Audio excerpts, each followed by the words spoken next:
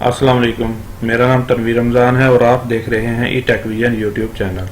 दोस्तों, आज हम इस वीडियो में डिस्कस करेंगे MTH 601 की असाइनमेंट नंबर 1 के बारे में, जिसके सेक्शन इंचार्ज हैं मिसेस निमरा जमील। इसमें इम्पोर्टेंट जो इंस्ट्रक्शन दी हैं वो हैं कि एक तो पहले यह बताया गया है कि जो असाइनमेंट है वो आपके लेक्चर नंबर 10 से 15 में से दी गई है, और एक चीज़ आपने जो मेंशन करनी है, right your ID on the top of your solution file. मतलब यहाँ पे आपने टॉप पे आपने अपनी जो आईडी है वो मेंशन करनी है। इसके बाद इसमें दो क्वेश्चन दिए गए हैं। क्वेश्चन नंबर 1 है that demand for an item is 15,000 units per year, the cost of purchase is 300 rupees, the holding cost is 1.5 rupees per unit per year, the item cost is 2 rupees per year per item, the shortage cost is 35 rupees per unit per year. तो इसमें आपने ये चार जो चीज़ें हैं वो find करनी है। नंबर 1 है ऑप्टिमम ऑर्डर क्वांटिटी, नंबर 2 है time between orders, number 3 number of order per year, number 4 पे है ऑप्टिमम शॉर्टेज। अच्छा, जो क्वेश्चन नंबर 2 है वो है the demand rate for a particular item is 15,000 unit per year, the ordering cost is 150 rupees per order and holding cost is 0.75 rupees per item per month if no shortages are allowed and replacement is instantaneous determined। अच्छा, इसमें भी चार चीज़ें आपने find करनी है। Number 1 पे है कि economic order quantity, number 2 the time between order, number 3 the number of order per year, number 4 the optimum annual cost if the cost of item is 1.5 rupees per item. अच्छा, इसमें ये जो मैंने मॉडल नंबर 2 और ये model number 1 लिखा है, ये इसलिए लिखा है कि जो आपके क्वेश्चन दिए गए हैं ये हैंड आउट में जो चैप्टर नंबर 3 है इन्वेंट्री कंट्रोल, इसमें से ये दिया गया है। इन्वेंट्री कंट्रोल है क्या? ये असल में है कि यानी बाय करनी है और कब बाय करनी है, इसको ये इन्वेंट्री कंट्रोल कहते हैं। इसका पूरा आपने हिसाब रखना होता है। ये मुख्तलिफ फैक्ट्री वगैरह में या बड़े बड़े स्टोर में ये इन्वेंट्री एक पूरा डिपार्टमेंट होता है जो इसको कंट्रोल कर रहा होता है। अच्छा, इन्वेंट्री कॉस्ट में इसके जो 4 मेजर एलिमेंट है वो ये हैं कि इसमें आइटम कॉस्ट आ जाता है, और इसको जो मेंशन किया C1, और ऐसे ही ordering cost C2, holding cost C3 और शॉर्टेज कॉस्ट C4। ये इसके जो 4 मेजर पॉइंट हैं, एलिमेंट हैं। और इन्वेंट्री मॉडल EOQ मॉडल, ठीक है, ये है असल में इसके टोटल 4 मॉडल हैं जो सोल्यूशन है, मतलब इन्वेंट्री कंट्रोल के। इन 4 मॉडल के थ्रू मुख्तलिफ कंपनी जो इन्वेंट्री कंट्रोल करती हैं वो इनको फॉलो कर रही होती हैं। अच्छा, उसका इसमें जो पहला मॉडल है उसमें है कि purchasing model with no shortage, और इसको विल्सन इन्वेंट्री मॉडल भी कहते हैं। इसमें ये देख लें, इसके भी ये 4 पॉइंट है। इसमें है कि डिमांड इज कांस्टेंट, और उसके बाद cost coefficient C1 C2 C3 ये भी कांस्टेंट है, ठीक है। और replacement of item is instantaneous, lead time is 0। मतलब जो आपका स्टॉक है वो जब 0 हो जाता है तो उस टाइम आपने ऑर्डर दोबारा ऑर्डर करना है, और इसमें शॉर्टेज नहीं है तो फिर ये C4 की जो वैल्यू होगी वो 0 होगी। सही है, ये इसमें ख्याल रखना होता है। और इसमें ये फार्मूले दिए गए हैं, ये आपने याद रखने हैं। जैसे ये टोटल कॉस्ट पर पीरियड है, इसका फार्मूला है item cost plus setup cost plus holding cost, ये फार्मूला है। उसके बाद ये क्वांटिटी जो आपने फाइंड करनी है उसका ये फार्मूला है, और टाइम पीरियड का ये है। उसके बाद number of demand, number of order per year कितने करने हैं, उसका ये फार्मूला है, ठीक है। तो सबसे पहले हम इसी मॉडल के थ्रू जो क्वेश्चन दिया गया है वो सॉल्व कर लेते हैं, मॉडल नंबर 1 के थ्रू। अब देखिए, मॉडल नंबर 1 का जो दिया गया है क्वेश्चन, वो क्वेश्चन नंबर 2 है, सॉल्व कर लेते हैं। इसमें ये 4 चीज़ें पूछी गई हैं। Economic order quantity, number 2 the time between order, number 3 the number of order per year, number 4 the optimum annual cost if the cost of item is 1.5 rupees per item. अच्छा, ये आपने C1 C2 C3 की values mention कर लेनी है, और D demand. अच्छा, ये पर ईयर के हिसाब से है 15,000 और मंथ के हिसाब से 1250 यूनिट। और इसी तरह ये C3 जो है इसको भी आपने पर मंथ के हिसाब से दी गई थी इसकी वैल्यू, तो आपने इसमें कन्वर्ट कर लेनी है ईयर में। 0.075 को मल्टीप्लाई 12 से करेंगे तो ये 9 इसका आंसर आ जाएगा। अच्छा, अब हम पहला पॉइंट है वो सॉल्व करते हैं। इकोनॉमिक ऑर्डर क्वांटिटी क्यू से इसको मेंशन किया गया है। इसका ये फार्मूला है 2C/D ओवर C3 और होल का स्क्वायर रूट। अच्छा, इसमें आपने वैल्यू सिंपल पुट करनी है। ये देखें, ये C2 की वैल्यू कितनी है 150 और ऐसे ही डिमांड है 15,000 और C3 9। अच्छा, इसमें जो क्वांटिटी है जब फाइंड करनी है तो डिमांड और ये C3 भला क्या है होल्डिंग कास्ट, ये ईयर के हिसाब से ही लिखनी है। तो इसका जो आंसर है वो आ जाता है 707.1067 यूनिट। इसको आप 707 भी लिख सकते हैं। अच्छा, इसका जो दूसरा पॉइंट सॉल्व करना है, फाइंड करना है द टाइम बिटवीन ऑर्डर, यानी कि ऑर्डर के दरमियान कितना टाइम लगता है। तो इसका ये फार्मूला है T=Q over D, Q quantity D demand. अच्छा, अब ये जो टाइम होता है ना, ये टाइम पीरियड आपने जो फाइंड करना है, इसको आपने मंथ के हिसाब से इसकी वैल्यू पुट करनी है, Q की भी और D की भी।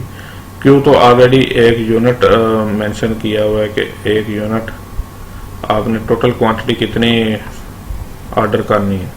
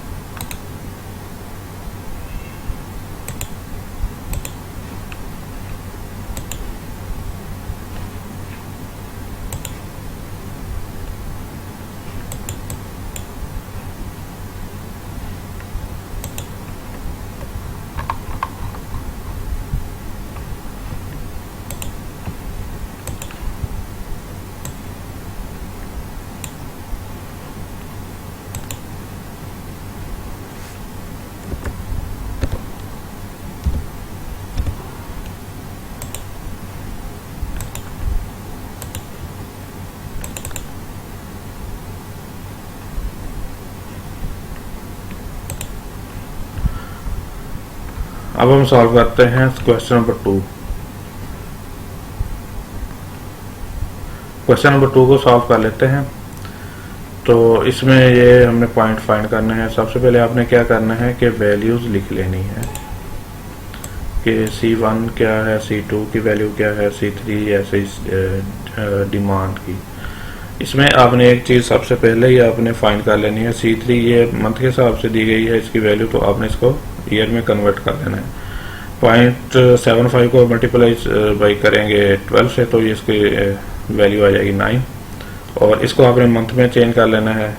15,000 को डिवाइड करेंगे यानी कि 12 से तो इसकी वैल्यू आ जाएगी 1250 यूनिट पर मंथ। अच्छा, अब हमने जो पहला जो पॉइंट है वो फाइंड करना है इकोनॉमिक ऑर्डर क्वांटिटी। अच्छा, इसको Q से डिनोट किया गया है। Q का जो फार्मूला है वो ये है। सिंपल आपने इसमें वैल्यू पुट करके इसको सॉल्व करना है। तो इसकी जो वैल्यू आंसर आ जाता है वो आ जाता है 707। हम पहले क्वेश्चन नंबर 2 को सॉल्व कर लेते हैं कि वो ये मॉडल नंबर 1 में से दिया गया है। तो सबसे पहले आपने क्या करना है, इनकी वैल्यूज को मेंशन कर लेना है कि C1 की वैल्यू क्या है, C2 की क्या है, C3 की क्या है। और C3 की ये मंथ के हिसाब से दी गई है तो आपने इसको ईयर में कन्वर्ट कर लेना है। आप 0.75 को 12 से मल्टीप्लाई करेंगे तो 9 आ जाएगा। इस तरह जो डिमांड है वो भी ईयर में दी गई है तो आपने इसको मंथ में कन्वर्ट कर लेना है। आपने 50,000 को आपने 12 से डिवाइड कर लेना है। अच्छा, उसके बाद पॉइंट नंबर 1 जो फाइंड करना वो है इकोनॉमिक ऑर्डर क्वांटिटी, उसको क्यू से मेंशन किया हुआ है और इसका ये फार्मूला है 2C2D ओवर C3 होल का स्क्वायर रूट। तो इसमें सिंपल आपने वैल्यूज पुट कर लेनी है, वैल्यू ये दी गई है इसकी, तो ये आपने ध्यान से ज़रा इसको वैल्यू को पुट करना है और सॉल्व करना है। इसका आंसर आ जाता है 707 यूनिट्स। ठीक है, आप 707 भी लिख सकते हैं अकेला। उसके बाद जो दूसरा पॉइंट फाइंड करना है वो है, दूसरा जो पॉइंट फाइंड करना है वो है द टाइम बिटवीन ऑर्डर्स, मतलब एक ऑर्डर से दूसरे ऑर्डर के दरमियान कितना टाइम लगता है वो आपने फाइंड करना है। उसका फार्मूला है T is equal to Q over D। अच्छा, इसमें जो डिमांड है ना वो आपने मंथ के हिसाब से इसमें लिखनी है। ठीक है, तो मंथ के हिसाब से कितनी हमने फाइंड की थी 1250। 707 मल्टीप्लाई बाई 1250 लिखेंगे तो इसका आंसर आ जाता है 0.5656, मतलब एक महीने में यानी कि 15 दिन के बाद तकरीबन आपने डिमांड करनी होती है, ऑर्डर करना होता है। अच्छा, उसके बाद जो है तीसरे नंबर पे जो चीज़ फाइंड करनी है वो है the number of order per year, यानी कि एक साल में कितने ऑर्डर आपने यानी कि करने हैं। उसका फार्मूला है N equal D over Q। अब इसमें डिमांड को क्योंकि ये ईयर के हिसाब से है तो आपने डिमांड भी ईयर के हिसाब से लिखनी है, तो ये इसकी वैल्यू है 15,000 ओवर 707, तो ये आ जाते हैं तकरीबन 21.21 ऑर्डर यानी कि टोटल साल में। उसके बाद जो चौथा पॉइंट है द ऑप्टिमम एनुअल कॉस्ट, वो आपने फाइंड करनी है। इसका जो फार्मूला है वो है कि number of order multiply by cost of one cycle. One cycle मतलब एक पीरियड की जो कास्ट है, एक ऑर्डर की जो कास्ट है वो कितनी है। अच्छा, ये टोटल ऑर्डर है और एक साइकिल मतलब एक जो पीरियड है उसमें कितनी कास्ट लगती है और टोटल जो कास्ट है, टोटल ऑर्डर साल में कितने हैं उनकी, उसको मल्टीप्लाई करेंगे नंबर ऑफ ऑर्डर से तो आपको आंसर आ जाएगा। अच्छा, नंबर ऑफ ऑर्डर तो हमने फाइंड कर लिया हुआ है N, वो है 21.213, और इसकी ये जो फिर आगे जो इसका फार्मूला है कॉस्ट ऑफ वन साइकिल का, वो है item cost plus order cost plus holding cost. इन सब को आप प्लस ऐड करेंगे तो आपको आ जाता है, फाइंड हो जाएगा कॉस्ट ऑफ वन साइकिल। अच्छा, फिर आगे आइटम कॉस्ट का जो फार्मूला है वो है C1Q और ऑर्डर कॉस्ट C2 जो दिया गया है हमें 150। अच्छा, इसके बाद जो होल्डिंग कास्ट है वो है C3Q over 2 multiply by T। ठीक है, ये आपने इस फार्मूले में ये सारी वैल्यूज पुट कर लेनी है और ये ख्याल रखना है इसमें कि आपने वैल्यू ना सही सही पुट करनी है। जैसे ये N तो आपको पहले ही आपने फाइंड किया हुआ है, अब C1 क्या है 1.5, ठीक है, और Q आपने कितना फाइंड किया था 707, और इन दोनों को मल्टीप्लाई कर लेना, फिर ऐड करना है C2 कितना दिया गया 150 और C3 कितना है 0.75। अच्छा, ये जो एक पॉइंट है ना C3, ये आपने ख्याल रखना है कि मैंने बहुत सारी वीडियो देखी है, उसमें उसने जो C3 की वैल्यू है ना वो उसने ये 9 लिख दी है, किसी ने C3 की वैल्यू गलत लिखी हुई है, किसी ने ये टाइम की वैल्यू गलत की लिखी हुई है। अच्छा, अब C3 की वैल्यू उन्होंने 9 लिखी हुई है, 9 नहीं लिखनी है आपने, मंथ के हिसाब से लिखनी है जो दी गई है 0.75, और इसको मल्टीप्लाई ये Q की वैल्यू लिख देनी है और डिवाइड 2 से कर देना है, और उससे आगे आपने टाइम लिखना है। अच्छा, ये जो टाइम है ना इसकी भी वैल्यू काफ़ी लोगों ने गलत लिखी हुई है, तो ये भी आपने वो टाइम भी फाइंड जो मंथ के हिसाब से फाइंड किया हुआ है ना, ये वाला, ये ही आपने यहाँ पे लिखना है। ये ख़ास ख्याल रखना है, ये मैं आपको बता रहा हूँ कि काफ़ी वीडियोज़ में ना गलत उन्होंने ये वैल्यू पुट की हुई है, तो उसकी वजह से उनका आंसर भी सही नहीं आ रहा। ठीक है, इनको आपने ऐड कर लेना है और ये ऐड इसको मल्टीप्लाई करना है, इसको भी मल्टीप्लाई करेंगे तो इसका ये आंसर आ जाता है 149.9773 प्लस 150 प्लस आ जाता है 1060.6600। अच्छा, इनको ऐड करेंगे तो ये आ जाता है 1360.6373 मल्टीप्लाई उसको कर दें 21.2132 से, तो ये हमारा जो टोटल कास्ट आ जाती है वो ये आ जाती है 28,863 रुपीज़। ठीक है, तो ये मैं आपको बताता चलूँ कि ये मैंने वीडियो काफ़ी देखी है, तो उन्होंने C3 और T की जो वैल्यू यहाँ पे लिखनी है ना, इस जगह पे ये C3 और ये टाइम, तो ये उन्होंने गलत की हुई, ये आपने ध्यान से ये चीज़ें लिखनी है। अच्छा, अब हम देखते हैं कि मॉडल नंबर 2 है जो क्वेश्चन नंबर 1 जिसके थ्रू सॉल्व करना है वो हम देख लेते हैं। और ये है मॉडल 2, परचेजिंग मॉडल के शॉर्टेज। ठीक है, इसका जो शॉर्टेज डिनोटेड बाय एस। ठीक है, इसमें जो फार्मूले यूज़ किए हुए हैं उसमें ये एक क्यू है क्वांटिटी का और ये शॉर्टेज का। ये आपने दो फार्मूले रूल याद रखने हैं। आइए अब हम क्वेश्चन नंबर 1 इसका सॉल्व करते हैं। इसमें भी आपने सबसे पहले ये आपने वैल्यूज़ पुट कर लेनी है, मतलब फाइंड मेंशन कर लेनी है C1 की कितनी है, C3, C2, C4 ऐसे ही। ठीक है, और ये आपको पता होना चाहिए C1 क्या है, आइटम कॉस्ट, और C2 क्या है, ऑर्डरिंग कॉस्ट। ठीक है, तो ये ऐसे ही C3 की है 1.5 पर ईयर पर आइटम, और ये डिमांड, इसको भी आपने यहाँ पे भी आपने मंथ में इसको पहले ही आपने फाइंड कर लेना है। 15,000 को डिवाइड करें 12 से तो ये 1250 आ जाएगा। ठीक है, इसमें जो पहले पॉइंट है वो फाइंड करना है ऑप्टिमम ऑर्डर क्वांटिटी क्यू। ठीक है, क्यू का फार्मूला आपको मैंने हैंड आउट से भी बता दिया था, अब ये भी लिखा हुआ है। ठीक है, तो अब ये इसकी जो वैल्यूज है वो पुट करके इसको सॉल्व करना है। तो अब इसकी जो आंसर आता है वो 2501 आता है। ठीक है, तो ऐसे ही टाइम बिटवीन ऑर्डर, ये भी वही बिल्कुल सेम फार्मूला इसका, T=Q/D। ये आप देखें, जहाँ पे जो D लिखना था या C2 C3 की वैल्यू जो भी लिखनी थी वो ईयर में ही लिखनी थी, लेकिन यहाँ पे जो D की वैल्यू है वो आपने मंथ के हिसाब से लिखनी है, जैसे 1250 है।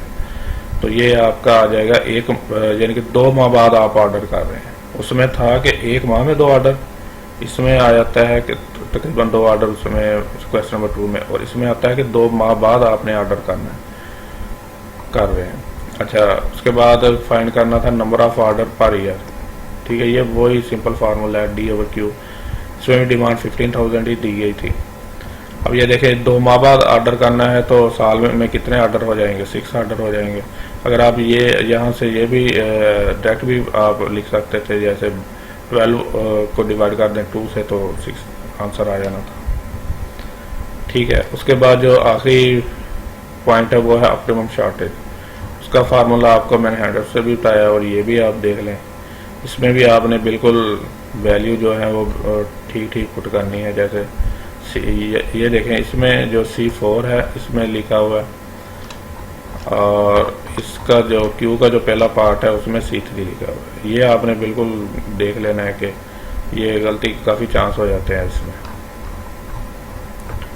ठीक है, आप वैल्यू इनमें पुट करेंगे तो आपको ये 103 आइटम आ जाते हैं इसका आंसर।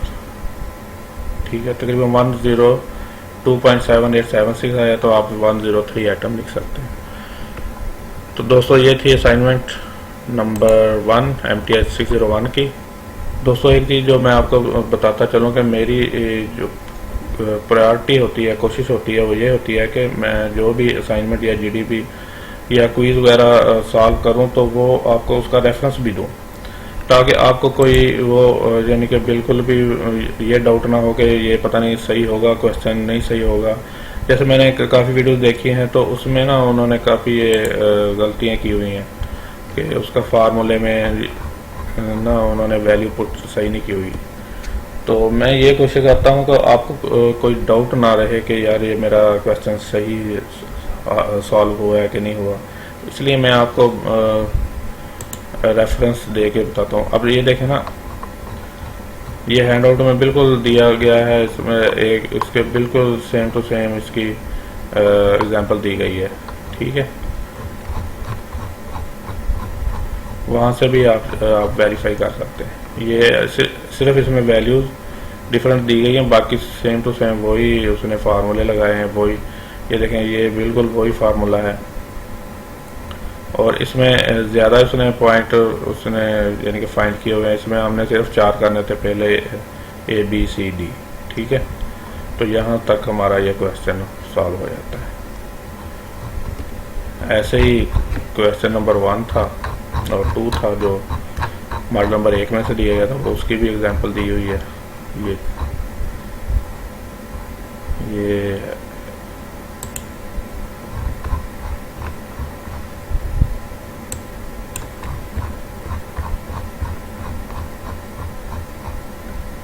ये जो एग्जांपल दी हुई है, इसमें सिर्फ वैल्यू का फ़र्क है, बाकी वही चीज़ें इसमें फाइंड करनी थी 4 पॉइंट।